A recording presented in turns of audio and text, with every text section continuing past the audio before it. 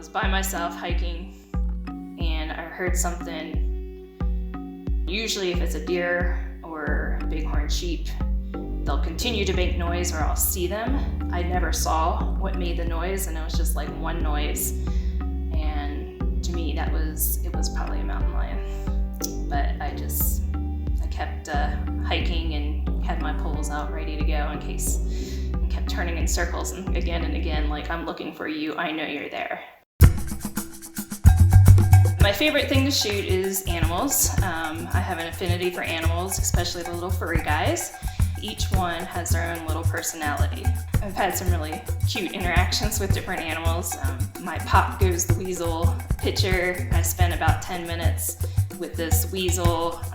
He kept popping up behind a rock and looking at me and popped back down, and we just had fun together. He was curious about me and I kept taking pictures and he was cooperating, so.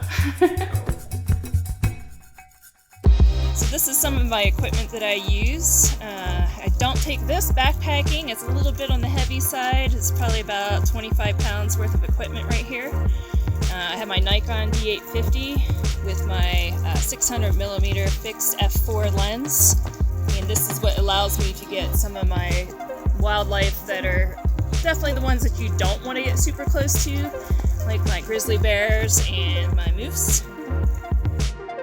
And it does take a lot of research and energy to find the animals in our valley, because you got to know what their habitat is, so you have to read about them and you find out, where can I find that habitat, and then I go and do a lot of scoping, finding good places that I go back to again and again, because I know I'll usually find the animals that I'm looking for there.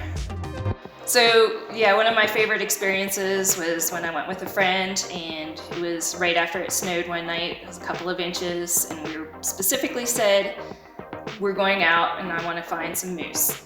And we went up to Foose's Creek and we hiked around, saw a few prints, but no success at first. But then we noticed that the hikers that we saw, that was like a half hour in front of us, we saw their tracks and saw moose tracks right on top of them, which meant we were close to moose.